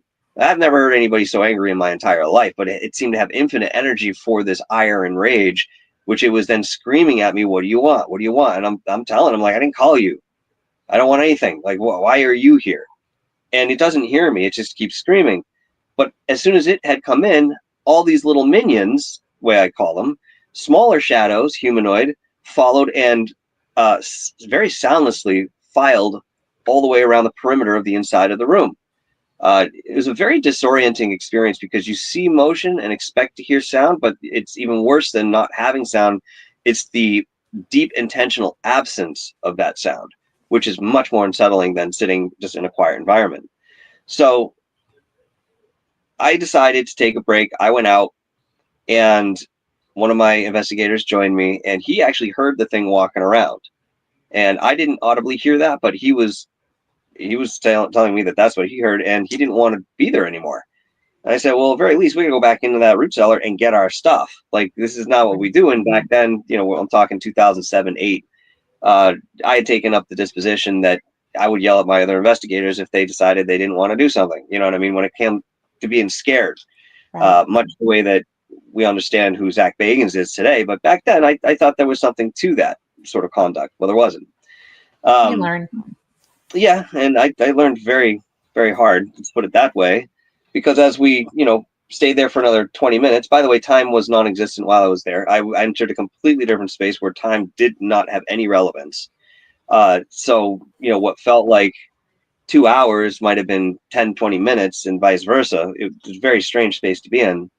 I get in the car with my other investigator and we're driving out, and I look at him and I say, I don't feel right. He goes, yeah, man, that was a really weird experience. I'm like, no, something's wrong. He's like, oh, well, I don't know what to tell you, man. I'm like, yeah, me neither. So he drops me off at home, and As soon as I get home, that's when it all began. Like, this thing was with me, and it was in my mind's eye. And anytime I would close my eyes, I could still see it. So sleep was pretty much off the table at this point. And when I was able to get to sleep, it would enact some sort of sleep paralysis that would startle me up, and I would never be able to get any sleep. And this went on for, as I mentioned, a few months. It drained me. It took everything out of me. It affected family members. It affected friends that were around me. It affected the job that I had. Anything that you can imagine this thing would touch, that you hold dear, or have some sort of energy that you've invested in life, it had a finger in. And it got to the point where I was experiencing such high levels of anxiety and dread that were consistent. I couldn't take it anymore. I could not ignore this one that was still there, screaming, because that's what I had largely done, just turned away. Yep, still screaming at me, never changed the pace, never let up. So finally, I'm driving to work one day, and I said, you know what? I'd rather face this thing and take whatever consequence comes than deal another day the way I've been living. So through a very quick intentional meditation, that's what I did. And as soon as I turned around, that thing was waiting for me. So again, it starts on me. What are you doing? Why am I here? What do you want? And I said, to be quite honest with you, and I paraphrase this because it took a little bit more convincing than I make it sound. I said, I wasn't even there for you. I was there to talk to the others that, you pretty much have hunkered there. And, there are stories that go into that. I said, it was never my intention to bother you. And that was the motif of what I was trying to say. That was the overall theme of what I needed to convey. And as I continued to repeat these words in certain ways, I could see him in my mind's eye moving backwards, moving back, until it was way at the end, like a football field away, on the horizon, just sitting there. No interaction, can't feel it, but I can see it.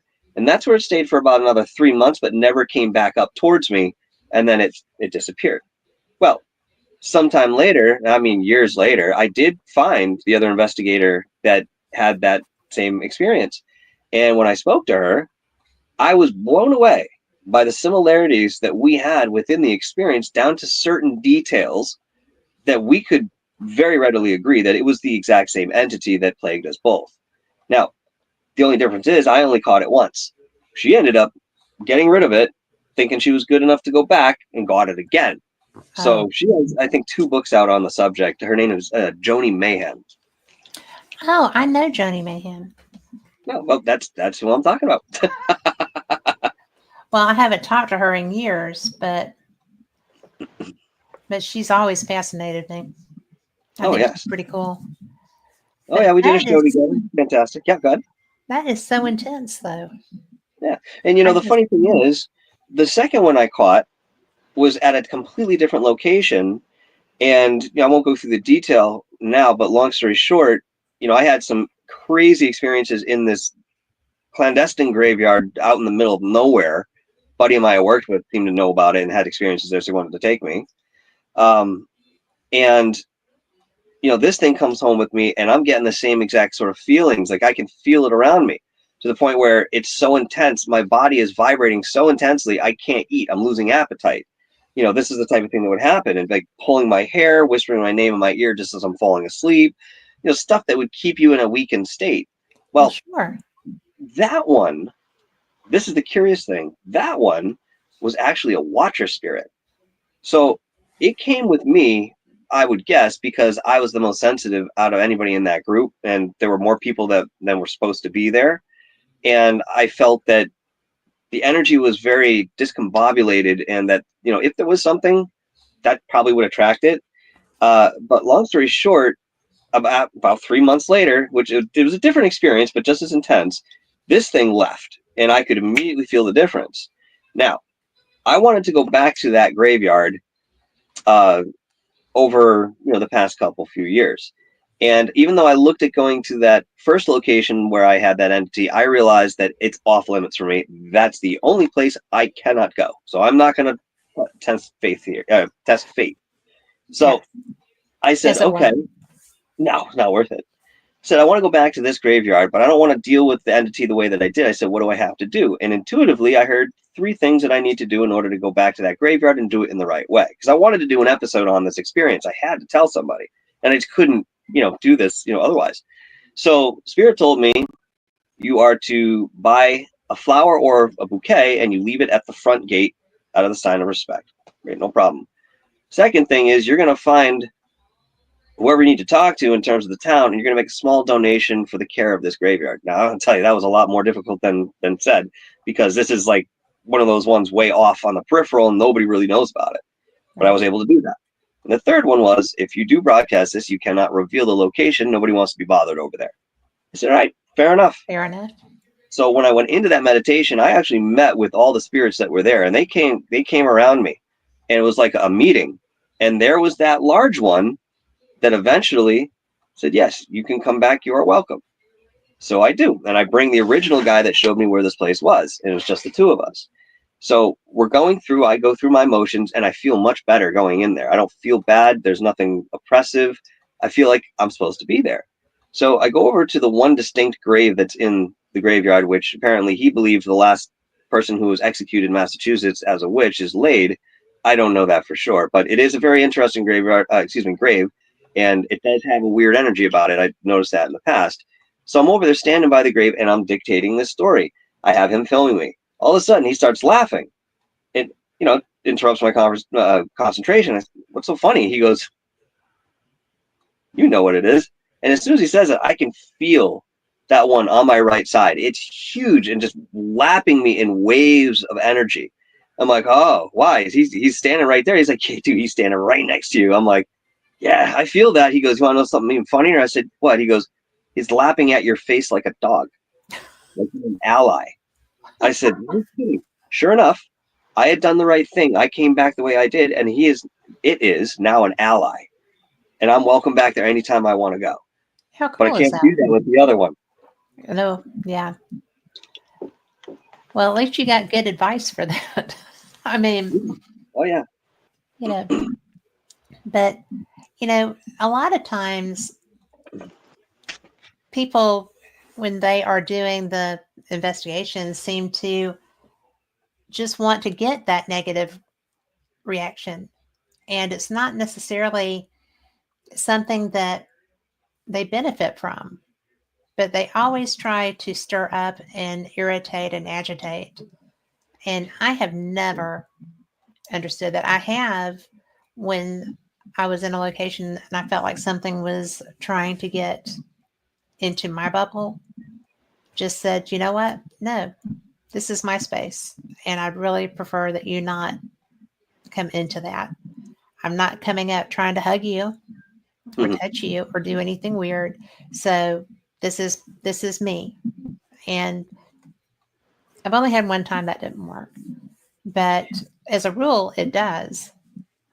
It should. Yeah. It should. I mean, the entity that I caught on the initial experience was an entity that was not supposed to be here. It was drummed up by a group of occultists that did not know how to put it back. And it belonged in another existence altogether, but it was predatorial. So it did not respond to white light. It did not respond to prayer. It did not respond to traditional protection. If I lit incense in the house, the thing would become irate. It didn't do anything but make it mad. So I had to, seek help on that, on how to work with that, knowing that this was an entity that was non-human, had never been human before, and was not supposed to be here. So yeah, traditionally, like you say, you put that boundary out there. It's in many cases respected by spirit, but there are some that will just say, ass nuts to that. We're doing what we want to do, and they'll do it. Yeah, it's kind of like, you're coming into my world right now, so your rules don't count. That's what I got. The provocation, I'll tell you why people do that, because that's the quickest way in people's minds to get a response. If you go into a crowd of people and you start calling somebody a mother effer and this and the other thing, guess what? Somebody's going to be talking to you real quick. You know what I mean? That negative attention attracts that violent type of response, which is what some people feel they need in order to feel validated in what they're experiencing. Look, I was somebody who looked for that.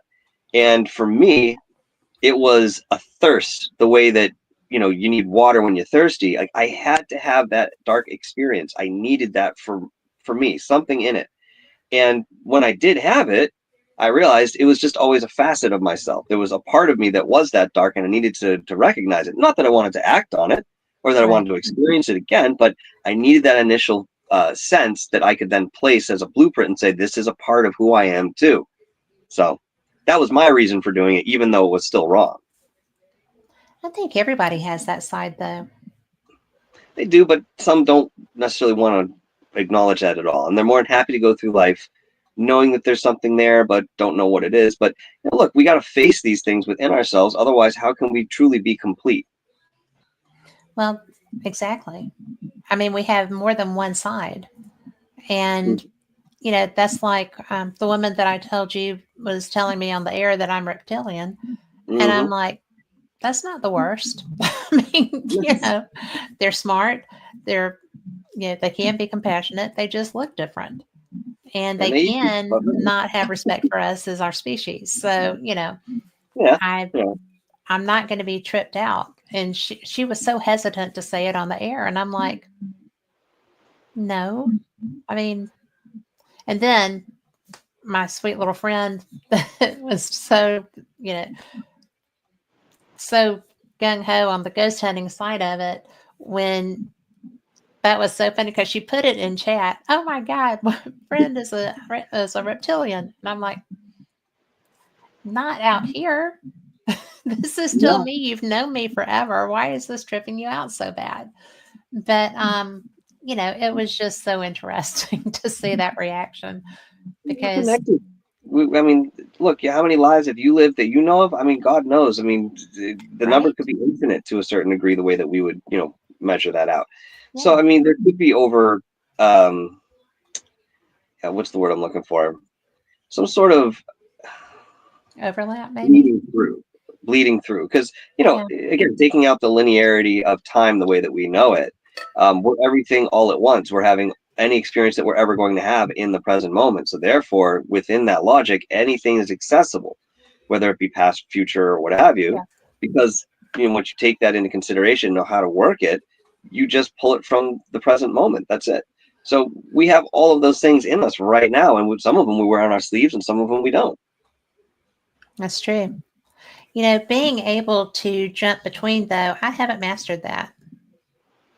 That can take lifetimes for some, and I think so. Everybody has their own path with that. That's right. And I also think that people tend to try to hide from some of them. Like her with that reaction. I feel like if somebody had told her that, she would have just come undone. And that's okay, because not everybody interacts with things the same way. So I would agree. I said I would agree. Yeah. But that was interesting. And, I'll have energies here. Most of mine are family. But I'll have energies here, and my daughter-in-law will be like, I just saw your dad. And I'm like, well, he's around. I mean, I got hurt and had to be taken care of for a while. And so she was here as my caregiver, and she kept on seeing things. I'm like, I'm hurt. Okay. They're looking after me too, but they can't, help me get in a wheelchair. I need you too. But, it was so weird. It was like 3 months that she had to be here to help me. And she was such a champ. She really was such a champ. But she was coming down the hallway one day, and she was like, your dad was in the bedroom door. I was like, well, did you say hi? I mean, yeah, right. I mean, he's here because he's looking after me. So it's okay. And I wasn't scared. I mean, good. He was just so clear, So that was interesting, because she is gifted. She just doesn't, hadn't used that before. And I think also my caring spirits were here so strongly. I mean, I had to be in bed for 3 months. It was the worst. It sucked out loud. But, it was, well, I don't have to be anymore. So that's great. And it was so funny, because she was just like, there are so many people here. And I was like, well, there's three. There's three. So, some can come in and out at will. I mean, one moment there's 10 people, one moment there's 3. I mean, it happens so quickly over there. And I was so, because I had to be on pain medication and I was so high most of the time. And she was just like, did you see? And I'm like, right there. Yes, I did. You know, just say hi, you know, and it was just so funny. But I think that I think it's interesting when we have different levels of spirits around. And, but isn't it said, I feel like it's a gift when they let you interact with them. You know, sometimes I'm better at it than other times. Do you recognize who's around you when they are? In most cases, yes. If it's energy that's like family or somebody that you know? Yeah. Yeah. I mean, I even have ones come to me that are not family or friends, but there's a familiarity, and they'll reveal who they are to me. Yeah. I had an experience some years ago with a guy I worked with, younger guy, and I get a call on a Saturday morning that he passed away the night before. So as I'm talking on the phone, all of a sudden I see out of the corner of my eye this enormous egg-shaped kind of ball of light kind of slowly moving its way towards me. And as it's coming closer, I'm starting to get, empathic responses. Like I'm starting to choke up. I'm like, uh-oh, uh-oh. And as I'm looking at this thing, it's not just the white light you would imagine. It's actually more of a baby blue. And at the bottom was sort of a really soft pink that went to like rose on the bottom. So it was an arc field that I was seeing with the different colors that I'd never experienced anything like that. So it comes closer and closer, and all of a sudden I just break down in tears, trying to talk to this person on the other end of the phone, and yet knowing that the emotions I was displaying were not mine. So I said to this energy, I said, can you please back off just a little bit? Let me finish the conversation, then I'll talk to you. And that's when it started to recede, and I realized that was the guy. And it didn't put it all together in that moment. I just realized as it starts to recede. So about 20 minutes, half hour later, I get off the phone and I walk into my room, which was adjacent to the room I was in. And all of a sudden, out of the corner of the room, here comes this ball of light again. Well, almost like, is it okay now? Can we talk now? Is it good? I'm like, yep, sure, come on in. So I stood there for about 20 minutes and talked to the corner of the room, but he was standing in front of me. He was very much in my mind's eye, although I could still detect that light that was there. I was seeing mostly him in the mind's eye. And what I saw was he had one foot in this little river of light. It was more of a stream. And the other foot was on the bank. And he says, I don't know what to do. I'm worried about my son, my family. I said, mate, what has transpired has transpired. It's now time for you to move forward and help the way you can from the side that you're on. This is okay. And I went through, the motions of, discussing that and why that was the case. And when I was done, giving him that logic, so to speak, I watched him put his other foot into that stream, and the entire scene just disappeared in front of my mind's eye. Like it just completely melted out of my thoughts. And as this happened, I swear the barometric pressure in the room completely shifted. And it was like nothing had happened. But I just had this incredible, overwhelming experience where I talked to this energy that was standing in front of me. So in those circumstances, I can identify, with a reasonable thought in mind who I'm talking to.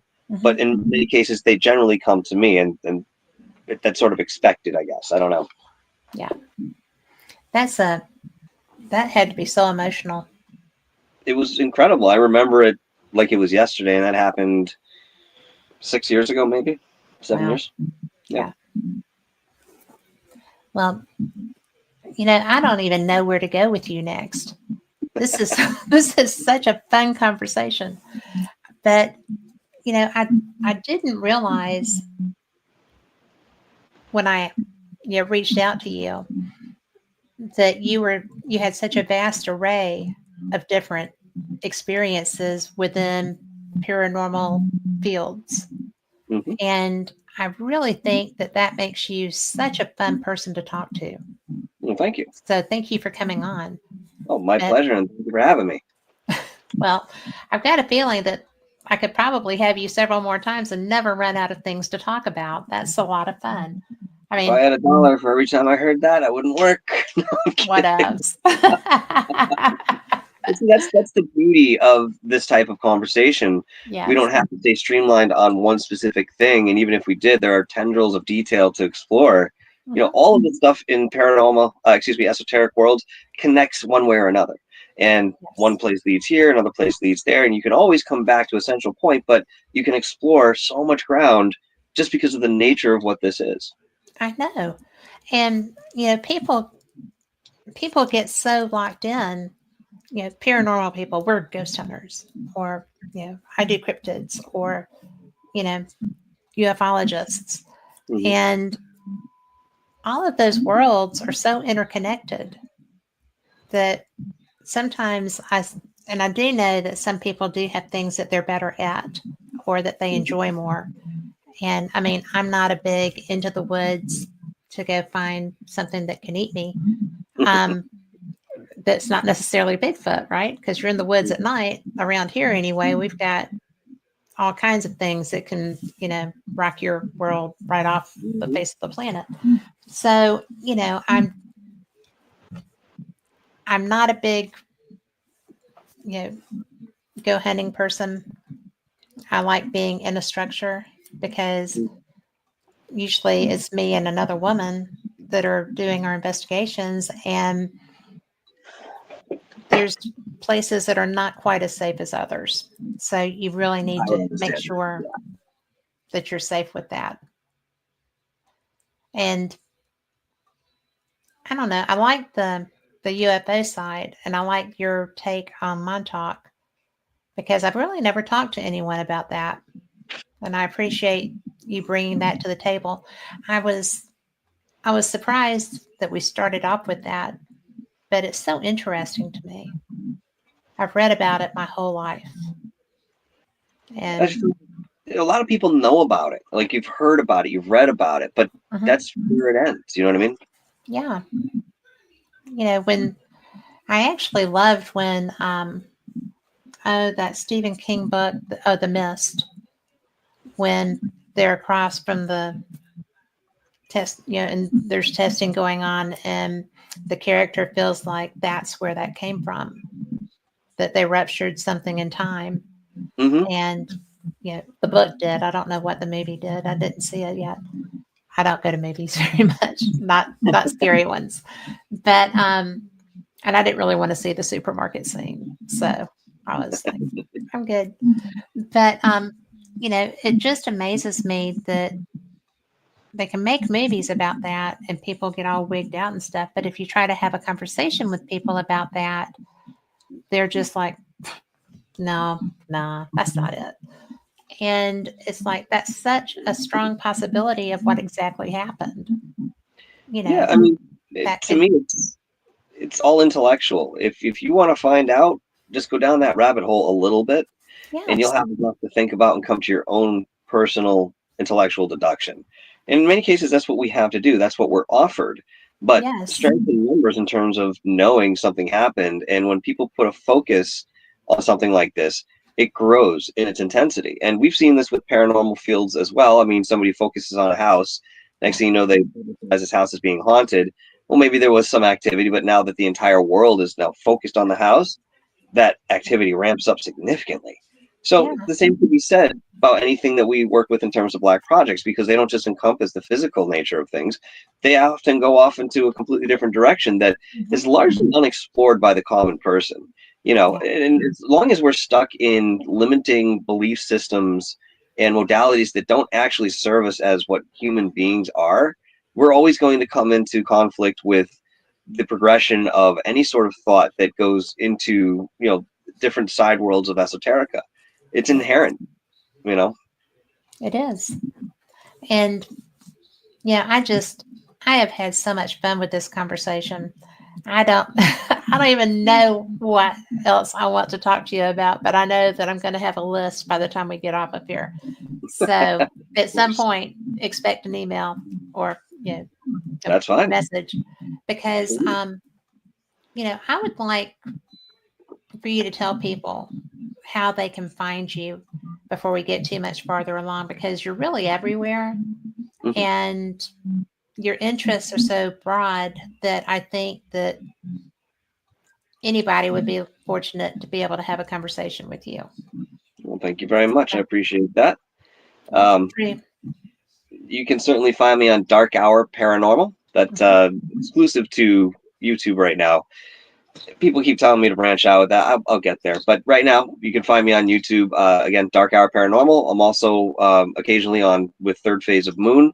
I manage Dr. J Radio Live's channel. At one point, I was looking into being more active with Dark Matter Digital Network, which was the late Art Bell's production network. I think that's sort of waned in certain ways, but I still have friends who are active in the news section of that, so that's kind of cool. I'm always over at GoofOn. If you guys are familiar with that, if not, check them out. Yeah, I mean, really, Dark Hour is where you're going to find me most predominantly, but you will see me in many different areas. You know, going with the archaeology side of things that we're working on. I mean, there's so much in the works right now that we're just going to see iron out over this year. So keep your eyes open. Well, I will. I'll keep my schedule open for when you have something that you want to come and tell us about that we didn't get to cover tonight. That sounds good to me. I'll reach out, and if you get something before you hear from me, let me know. All right, certainly. I Thank would you love so that. much. Well, yeah, absolutely, we'll do that. Cool beans. Well, thank you for being here. I know that our listeners are probably just enjoying you to no end, and I appreciate your time.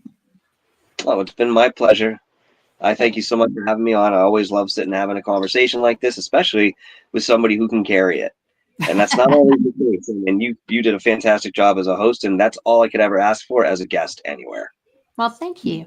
I appreciate that because sometimes I wonder. You're doing just fine. I think everybody does. I mean, I research an awful lot. I love all of these topics, and when I can, I get in the field. I ghost hunted in Scotland last year and the year before, and so I'm going to Ireland to do that in September. So my husband, the first time, I just told him after I paid for it because he was like, "You can't leave the country," and I was like, "But I can. I have a passport."